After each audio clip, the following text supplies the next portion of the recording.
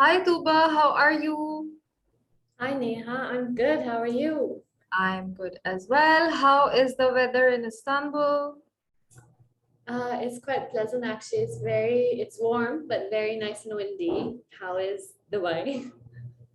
Dubai is great. Thank you for asking. So, for those of you who are watching this talk, we will be focusing on rising seniors, which are basically people who are preparing for their senior year. We'd be taking a good look at all of the struggles that people face when they're approaching their senior years. A lot of students and a lot of clients that come to us often have queries. Oh, I'm in my third year and I want to apply for Fulbright next year. I'm in my third year and I want to apply for grad school next year. I'm in my third year. I don't have a good GPA. How to tackle that? I want to work, and I also eventually want to go for my graduate degree. In these series of talks, you'll be looking at all of those queries. A couple of these we'll touch in this talk as well. So before we start with those pointers, I think it would be nice if you'd introduce yourself, Tuba. Sure. Okay. So, hi everyone. My name is Tooba, and I'm a doctoral student. I'm doing my PhD in developmental psychology at a university called Bogazici University in Istanbul. Before that, I did my master's in child and adolescent mental health from UCL, University College London, in the UK, in 2020, which I finished with a distinction both overall and on my dissertation. And before that, I graduated with a master's in clinical psychology from Karachi University in 2015. And then, so between my two masters, I was working for 4 years in two different industries, specifically public health, mental health research, and service delivery. And then I trained to be a children's mental health counselor, specifically for children with chronic diseases. And I'm one of the academic counselors at Prime Prep, but also because of my both training, my specialization, and my degrees in psychology, I combine my knowledge of psychology with um, my applicants, and we're able to put together a great, very, very person-centered and very genuine application. So that's just a little bit about me. Is there anything else you want me to add, Neha? I think that's good enough, and they'll find out as they get to know us a little bit better through this series. So, Tuba, I think let's start with the most commonly asked question, which is how to tackle a low GPA or a consistently low GPA. So we have a lot of rising seniors coming to us, lots of people who are in their third year, in their junior year, thinking they can't do much if they have a low GPA. So let's talk about that. Let's start our conversation with that. So the first thing that I will say is that anything that we do talk about during this video actually applies to people at all levels of their undergraduate degrees, not just rising seniors. I think a large part of our work is helping students and applicants plan in advance and just be better prepared and better informed. So even if somebody is waiting to hear back on their undergraduate admissions, I think this will still be relevant for them. And to answer your question about how to tackle a low GPA, I think one of the key things is that when you are applying to a master's program, or even, well, first of all, if you're applying to a job, they rarely care about your GPA. So this is very, grad school specific. But if you're applying to grad school with a low GPA, or, there's a sudden dip, it all really depends on how you justify it and how you explain it during your application process, right? There's many different ways of tackling that. You could talk about it in your personal statement. You could position it as a weakness that you turn into a strength that you use to become a better, I don't know, like you used a temporary dip in your performance to just work so hard that all of a sudden, 4.2 agya, and there's like a 0.8 rise in your CGPA or whatever. So I think that the whole application becomes a story, right? And so a low GPA is just one component of that. there are many different ways to complement and supplement it both. And that's a key element of what we do as well, you know, and there's no lying in it. It has to be very, very genuine, because whoever's reading your application and whoever is choosing you, they will know when you haven't been honest anywhere. So yeah, so I think it's not, it seems like the end of the world, and on some days it's fine. Those feelings are valid, but there are ways to work around it. Awesome. Thank you for that. And another, the second most commonly asked question, Tuba, is for people who already are halfway through their degree, or maybe there was one client who was starting their degree and they knew that this is not what they wanted to do. But since it was a good university, they still wanted to stay in that university because obviously like kuch financial investment aapne put kari hoti hai, and you've already planned X many things around your university decision. So, how does one tackle that if you're already anticipating कि, oh okay, I am in a management science degree, but this is really not what I want to do? If you have already decided or if you're anticipating, how do you go about that? Well, one of the ways you can is by, so for example, if I'm studying management sciences, but what I want to study is psychology, for example, then I can take up some courses. You know, they could be online courses, they could be in-person courses. Aajkal to you can even do certifications in counseling and, you know, coaching, NLP, and, you know, these sorts of things. So you can do things on the side. You could also even blog, you know, you could be like, oh, I'm a management science student by day and a psychology or mental health or well-being advocate by night. Yeah, and I mean, if it's a different field, you know, like if you're studying computer sciences and you want to go into journalism, then for example, you would write letters to the editor for newspapers and just gain some prominence, right? Because some years later you will switch, whether it's a career, whether it's, you know, your degree, you will do either a job in journalism or you do a master's in journalism, in which case it'll help to know कि ठीक है इन्होंने ये तो किया है, but साथ साथ they also did like courses, they also attended conferences, they also, you know, just pursued their passion and pursued actually what they wanted to do. And so they're coming to us very informed with what their switch has been justified by the activities they've been doing in, you know, in the middle. Right. So some proof of your passion or some proof, so to speak, courses from Coursera, and maybe even getting some freelance work on the side in the same field. That would be great. Yeah, I mean, there's always researchers in every field, and this isn't specific to psychology. It could also be medicine. It could be, you know, economics, data analytics. Even, you know, that video with Shahan, he was talking about how he got an opportunity as, I think, an intern with SERP, right? So such organizations are looking for young or like, you know, fresh grads or even like current students who can help them with minor work like data entry, for example, or data cleaning. You know, it might seem like very trivial work, but it adds up, right? So if you're switching from, I don't know, economics to, let's say, political sciences, and you've done some kind of data entry for a think tank, it helps. For sure. Yeah. And related to this, Tuba, what about students who feel now is my only chance to stack up my profile? I really can't work after this. Maybe they're getting married, or maybe they're moving, whatever family circumstances or personal circumstances they might have, and they feel, oh, I'm in my second year or my third year, and this is what I've decided I want to do, but now is my only chance. So what do you recommend? And we have often gotten queries like this as well, right?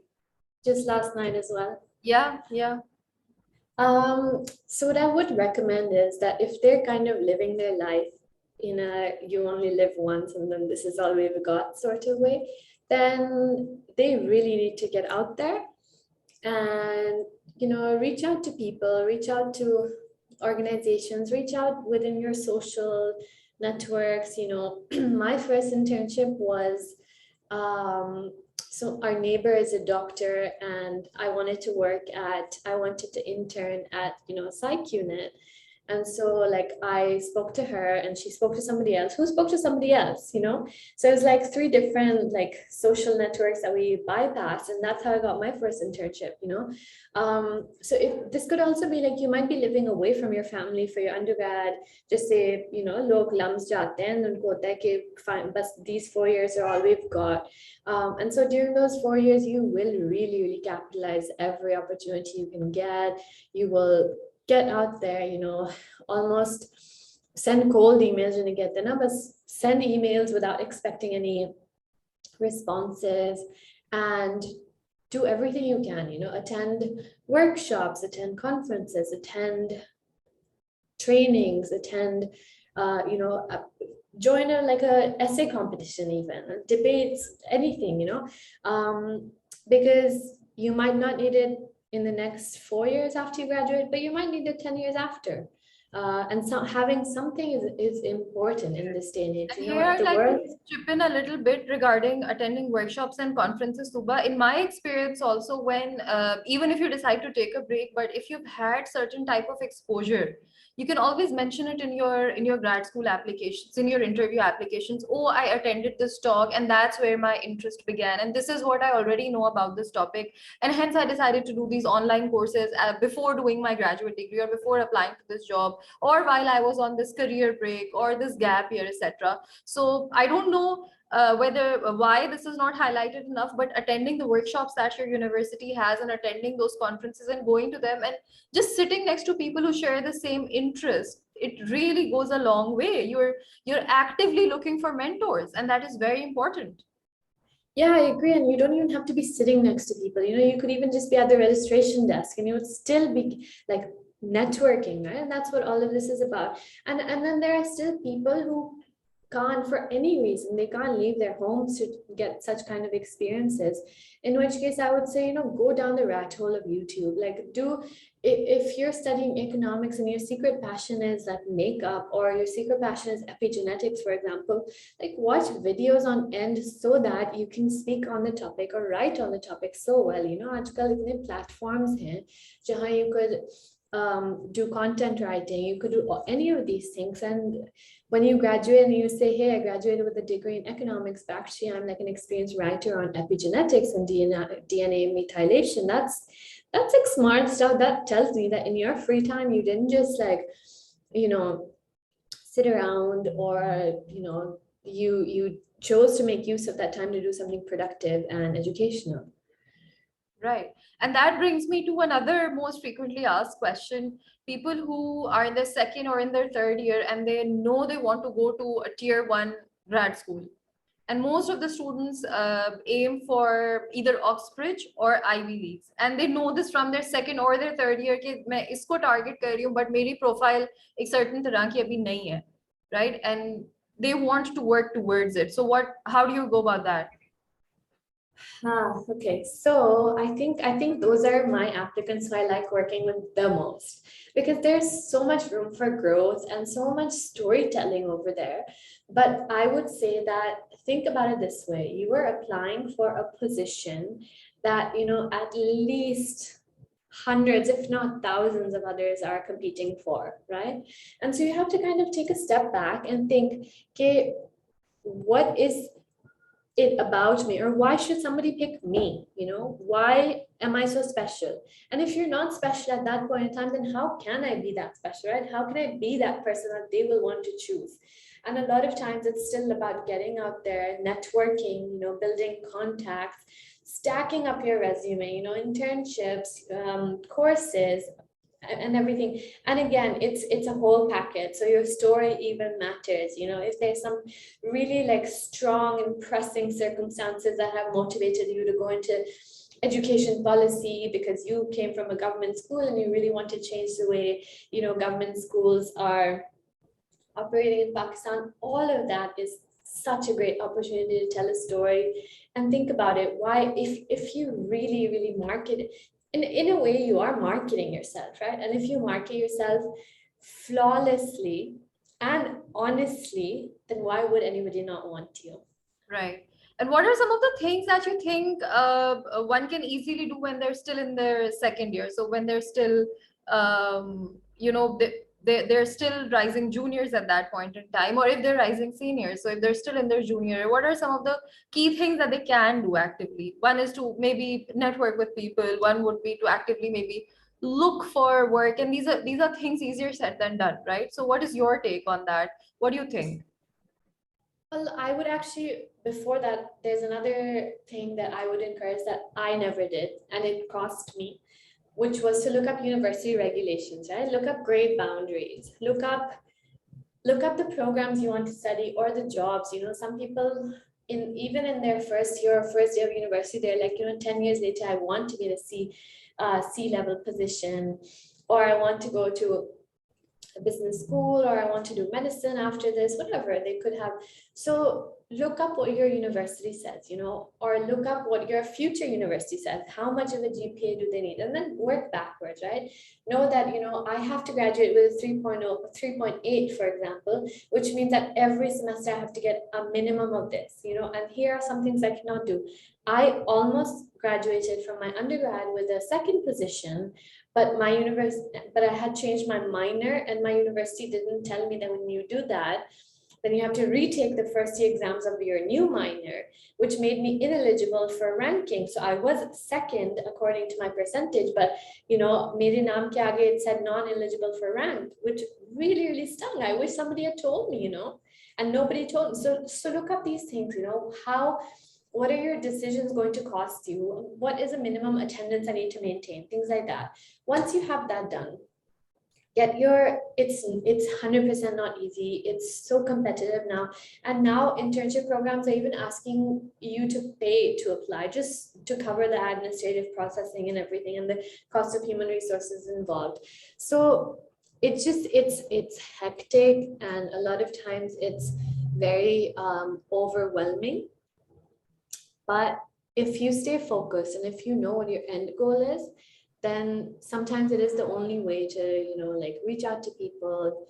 And again, really milk your network. If your parents know someone who knows of someone who even further knows of someone, get out there, send your CV. I'm not saying get sifarish or get somebody to be like, no, let go of this really experienced applicant, take my son instead. Not like that.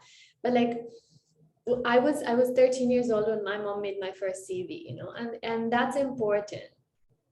So just I guess my advice would be to look up who you want to be, where you want to go, and then work backwards.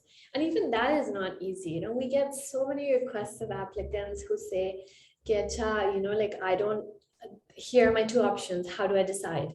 Or, for example, I want to be, a data scientist, but I've studied biology. I don't know how to get there. So it's not easy figuring out what you want to do. It's a big decision. It's a decision that, shapes your trajectory. It's a decision that most people will stick to for the rest of their lives. And when you're 17, 18, 19, 20, it's really hard making these decisions. So, and I think the key skill that such students or such clients need is research. Yeah. A lot of people right out of their A levels or their intermediate do not know how to research, and you don't just learn it one day or after 1 year of your undergrad degree, right? People don't have research skills when they enter into universities, but that is something that they should continuously work on, I believe, right? Yeah. The more you're able to research, maintain an Excel sheet from your sophomore year, make sure you know where you're going. And it's okay to change plans, by the way. A lot of people hold themselves accountable if they decide, oh no, sophomore year I wanted to do this, but now I'm in my junior year and now I feel I'm more suited for this particular field, which is even more narrowed down, etc. Allow yourself that flexibility as well, but make sure you start researching as soon as you feel you have some direction. Or even I feel if you have no direction, have multiple tabs in one Excel sheet and try to maintain, oh, if I pursue this career, what would I be doing? If I want to go into this field, what would I be doing?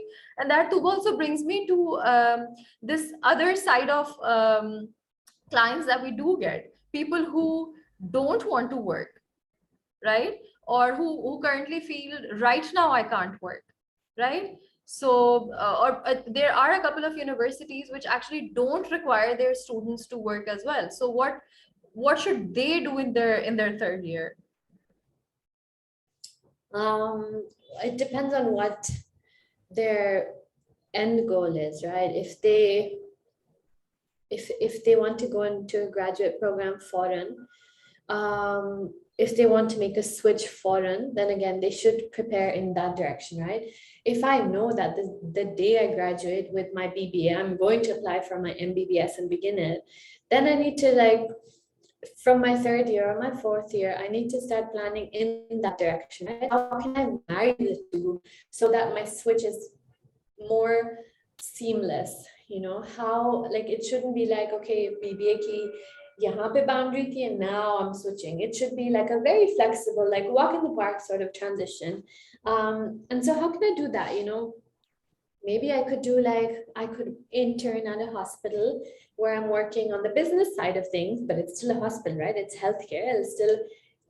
I'll still be able to say at the end that, you know, this is an informed decision. I went to a hospital, I worked on the business side of things, and that's when I decided I wanted to be a doctor and use my business training and my, you know, like social science background to be like a more, I don't know, data-driven medical professional, for example. You know, does that Right. make And sense? I think one thing that we can focus on here is talking to your professors while you're in university. Yeah. Yeah, for sure. A lot of times, you know, professors should be able to guide you or, you know, help you narrow down your ambition, your plans, but they could also help you network as well. They could connect you to someone who followed a similar path, you know, who made similar switches. They might be able to mentor you. But yeah, it really depends on the it depends on your professor, their own experiences and their willingness to mentor as well. And Right. it's increasingly rare to find good mentors, I think. Right. And even in cases where people have connected or have built a rapport with their professors, I think it's always a good idea to ask them what's a good way to keep in touch with them once you have graduated. Because Yeah. who knows, if you don't want to work right now, if you don't want to get into a career path as of now, you can still decide to reach out to them 5 years later, Yeah. right? Asking them for a recommendation for so and so. Exactly. That's exactly what I was going to say. You know, it happened with me because there were 4 years between my two masters, right? So when I was applying for my MSc, I needed at least one academic reference. And so I had to get back in touch with my professors, and it was, you know, a headache and a half. So I would recommend that, you know, stay connected with them, LinkedIn, even like WhatsApp. Aajkal everybody's, you know, texting their professors, Eid Mubarak, Happy New Year, anything to just make them remember who, you know, like Neha Nadeem is, for example, or who Tooba Akhtar is. Just, you know, and if you stay connected, they will be able to write you a better, more realistic, more believable letter of recommendation. Yeah. Right, right. And keeping them up to date with your journey is another idea. So telling Yeah. them, oh, by the way, I used to be a student, now I've gotten a job here, etc., etc. I wanted to share this with you. Just reaching out to them through any means. Yeah. Tuba, we also have a lot of clients coming to us which often emphasize on just getting a job, and they're kind of unsure right now. They often say, अभी बस मुझे job चाहिए, and I'm not quite sure what career I really want to pursue. I'll see after maybe 3 years or 2 years, etc. Because what often people do, especially if they have business degrees, is since it's so broad, if you've done your BBA or if you've done your undergrad in management sciences, for example, these are pretty broad degrees, and you can decide to narrow them down. So some of our clients, they decide to work for a couple of years and save before they start applying, right? So when they do start applying, they come to us, and they, at that point in time, they don't know what career is it that they want to pick, what field is it that they want to pick. What is your recommendation for such people? And there are also a few which even before they're graduating, they want a job, but they're unsure of the career in the field. So I think that here is where I mean, I can speak for Prime Prep. I think here is where Prime Prep's panel, Joe, like our counselor profiles, I think that's where they come in handy because all of us belong to such diverse fields and we have distinct social and professional networks, that we're able to kind of talk to people, and we ask them like, 20 questions per hour, I want to say,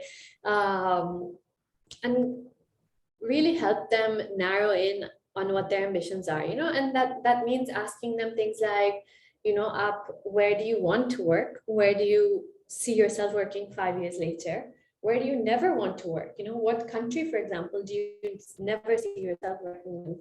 For instance, I know that for as long as I'm able to like call the shots, I don't want to work in for-profit settings. And that's because I've worked in for-profit settings and I've realized that this is as a process of elimination, And the reason why we as, accomplished professionals and, academics, we are able to foster these conversations and this ambition refinement is because it got you, these conversations can't be had with your parents, your siblings, We've all had different experiences. We've all had, tastes of different fields.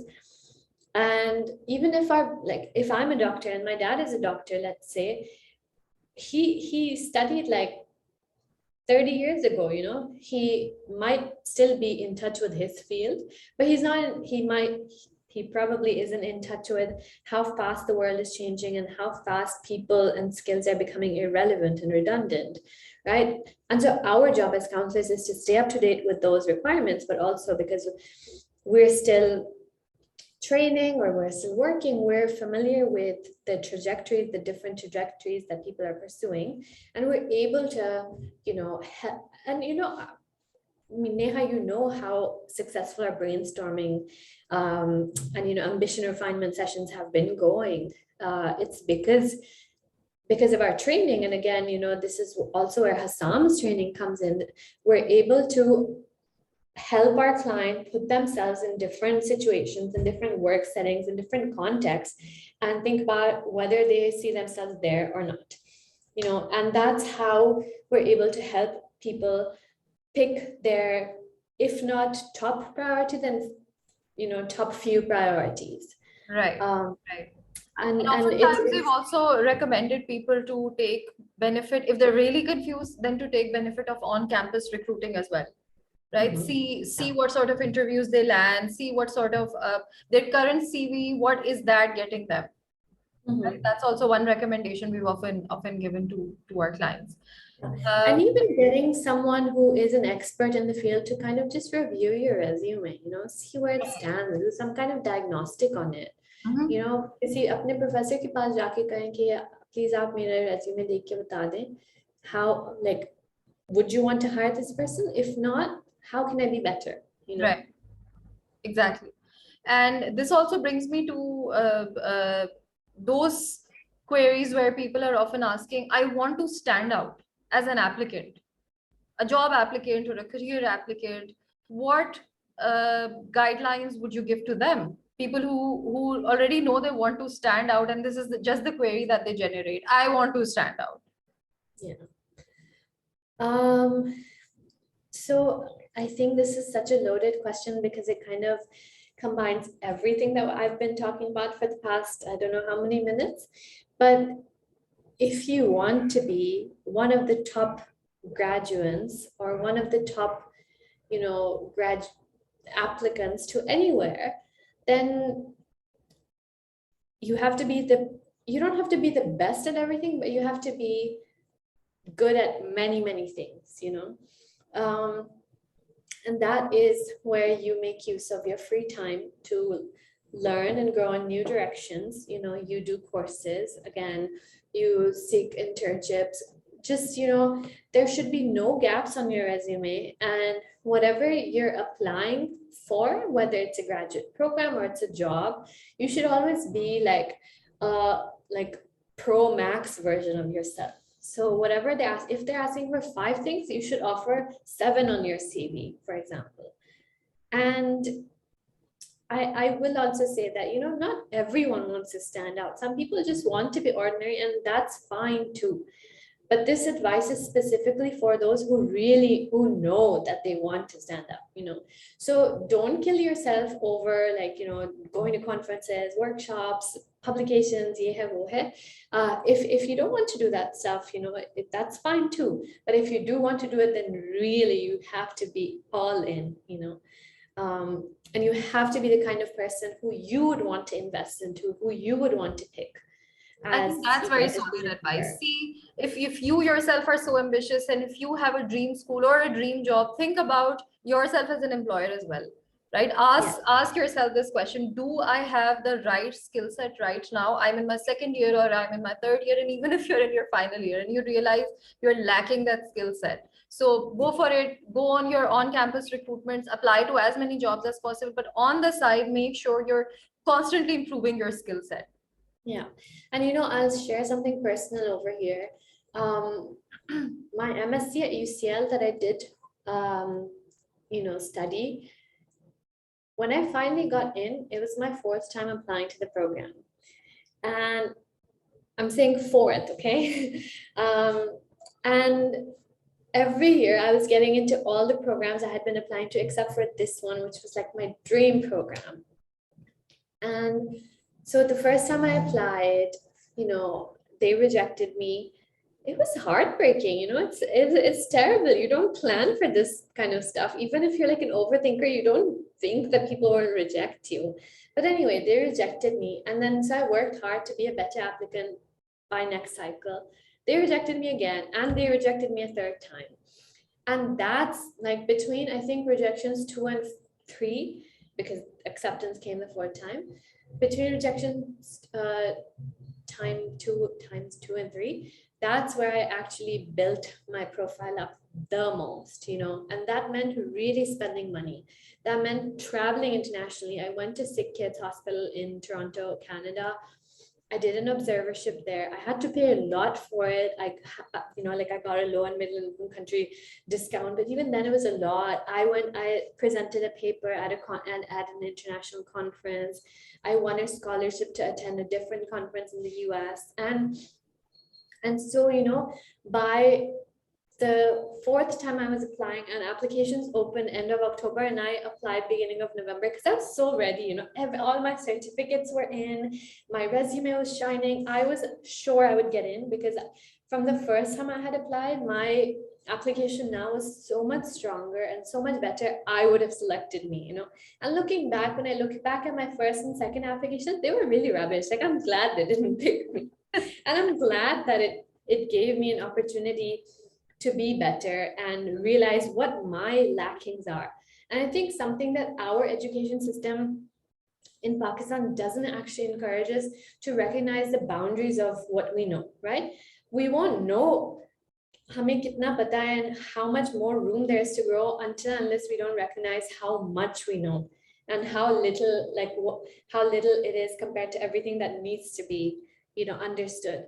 Right. And so once you recognize the bounds of what you know already, that's where like your growth area begins, And this also brings me to another set of queries and another set of questions that are often generated on all of these university groups. Maybe there are people who just want to diversify their experience. It could be academic or professional, right? They really want to have a backup plan. So if I'm doing a job in maybe marketing right now, I also want to understand how maybe PR works, or maybe how or how business analytics works, things that might be interrelated or maybe not, and they just want to have backup plans or diversification in their resume and portfolio because they might still be unsure, or maybe they have diverse interests, right? What would you say to such students?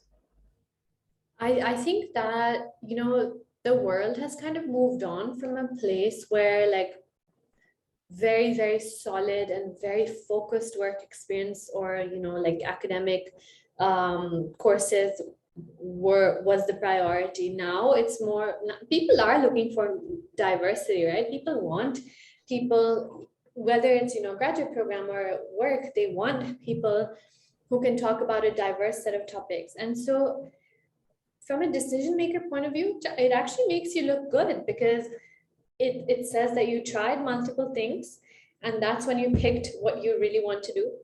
So that's an informed decision, you know. Or it could look like you tried many things and you picked up many different skills, and you can use those wherever you go. So if students are, you know, interested in getting, I got a diverse, I worked in many different areas within psychology, and that's for me is a process of elimination. So it could be a process of diversification, or it could be a process of elimination. Either way, it makes you look good. It makes you look like you are you are more sure of what you want to do, right? You're coming after tasting this many things, and then you realize कि ठीक है मुझे यही करना है. I'm sure of it now. And I think And for I people who encourage might, that. correct, and I think for people who might be appearing for interviews in the coming few months, or maybe next year when they apply for internships and MT programs and all of these things, they should also really focus on the overlaps of these diverse skill sets. So if maybe you have a BBA degree, right? And if you've done a couple of courses in maybe business analytics or data analytics or data science, something of the sort, and you've just taken these courses because you really were not sure whether your degree would get you that, this particular degree in this particular specialization would get you that much value. You talk about these things in your job interview, right? And you tell them how you might use those skills, or even I think people do not realize this, but even being able to solve problems is a skill. So if you've done a course in math or in data science or something which other students might not be doing, right? You're still able to tell them, oh, see, I have the intelligence to do this, and I have learned problem solving skills, even if your job in marketing, for example, does not require that exact coding language, whatever you're for example learning, right? So this is also an important technique that people need to know if they have decided to diversify, and if they have taken a bunch of different courses. So if they are a BBA undergraduate and they have specialized in marketing, but now they also realize the world is really moving on and there's a lot of competition in just marketing, I really need to have backup plans, and they have 3-4 different courses within their hand, right? You have maybe 1.5 year or 1 year to work towards that. If you're in third year, or if you're in your last year, you can talk about these things, how the skill sets have kind of merged for all jobs. So even if you're teaching, you are kind of like in sales, right? Yeah, and even if they haven't merged, it just shows your like willingness and your, you know, openness to acquire new skills. You know, it could be like baking cupcakes and applying for a human resource job. The two have nothing in common, but it just shows that, you know, as a 20-something-year-old, you were able to pick up a new skill. It shows that, and when you are interviewing, when you are applying to positions, you don't want to look like, "Acha, mujhe har cheez aati hai, I'm coming to you with everything." You know, you want to look like, okay, I know some things, but I will learn other things with your help or through this platform. And so they want to see that you have that kind of, you know, neuroplasticity, which is to acquire and adapt and, you know, refine new skills and apply them as well. So I think it could even be learning a new language. I think learning a language as an adult is really, really tough, you know. Right. I just like to chime in here, and for everyone watching, this is a really important concept. All of us should actually look into what neuroplasticity is. A lot of people face rejections. Everyone has faced rejections, and a lot of people genuinely start believing they are not worthy of a job in this particular MT program. So people in their third years and their second year already know, I want to go into this MT program at PNG or at Unilever, and if, for example, they don't get in, they are devastated. And if we have done some research on how our brains actually work, if we understand what neuroplasticity is, we'd maybe take those rejections in a better way and look at our skill set. Maybe we are lacking something, right? And again, I see a lot of posts in different groups like this. People are really heartbroken because they had their heart set on this particular MD program or this particular job or this recruitment drive in their university, and they didn't get in. And they often say, oh, people who didn't work as hard as me got in, people who made other people do their tests got in. There are all sorts of concerns, right? So for such people also, the advice is there's always lateral hiring, right? So maybe you can take a deep breath and look at your skill set, compare it to the people who did get it. Maybe even if they had a low GPA, maybe they had one tangible skill which that particular MT program or recruitment drive really appreciates. The world is changing every day. So if you have skills which are related to XYZ things, maybe corporations now encourage those skills, right? Maybe work on your Excel skills. The multiple courses, free and paid, which you can take, and stuff that can actually speak for your skills. And Excel is something, Microsoft Excel is something which every field needs, every single field needs. So if you can, sadly, but everyone needs it, right? So if you can take out 3 months and work on Excel, for example, you have a very solid thing to say and confidently say in your next round of applications and next round of interviews. This is one thing that I feel people should really focus on: your ability to learn new things. We have brains which are neuroplastic, and we can learn new things, and we should learn new things, right? We should not just let 5 rejections or 4 rejections or rejection from my most favorite university or my dream job or my dream recruitment drive just make me bitter bitter and depressed, I would say, because there are a lot of people who turn into those, and then they just take up whatever job offer they get, and then they just say, oh, I'm not worth it, I don't have the right skills, maybe I'm not intelligent enough. Yeah. Since you do bring it up, I want to say that rejection in any area of life is hard. It is challenging and it is crushing. And it's one of those things that probably doesn't even get better the more you face it. It maybe probably even gets worse. It's hard, but it's also important to, I'm not going to say move on, okay?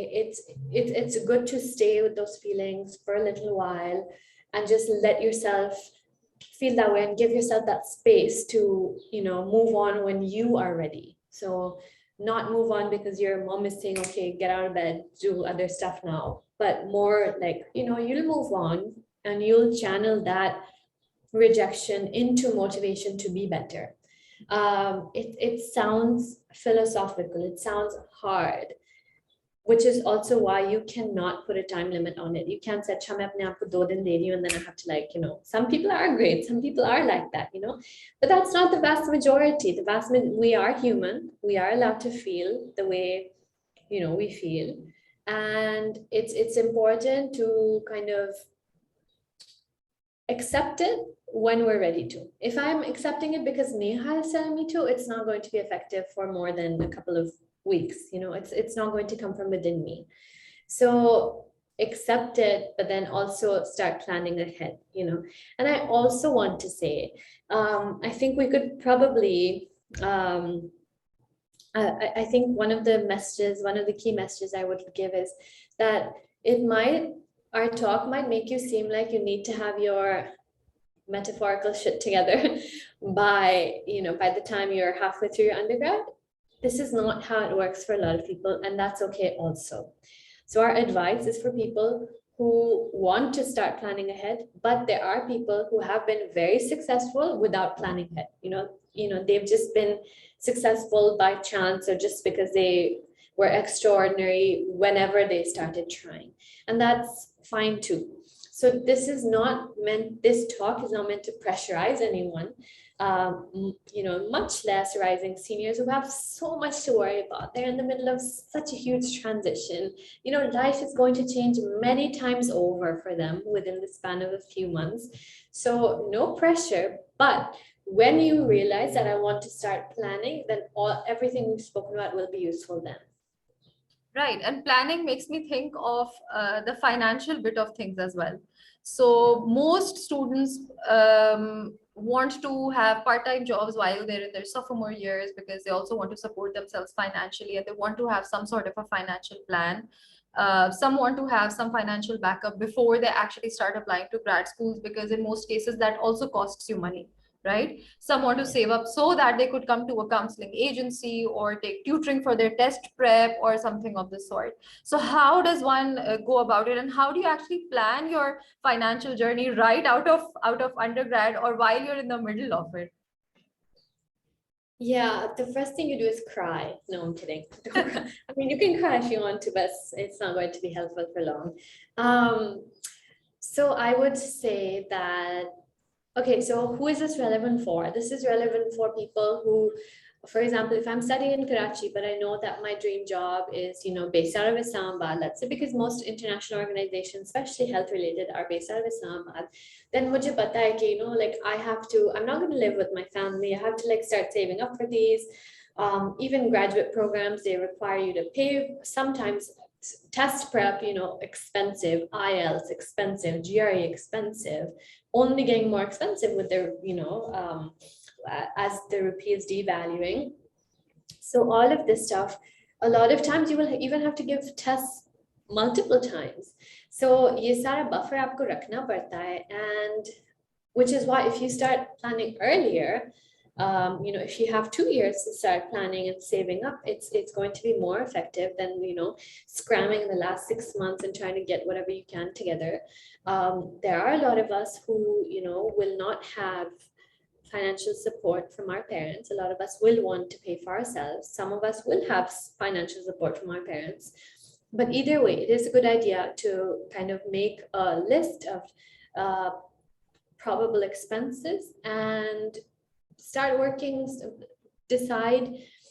So the first thing that I would advise any new 18-year-old is to create a bank account and a savings account at that. It doesn't have to be like a savings account. It could just be an account where you don't get a debit card and you don't get a checkbook. So every month you deposit a fixed amount. It could be 100 rupees, it could be 300 rupees, it could be 1,000 rupees, but a fixed amount every month, no exceptions.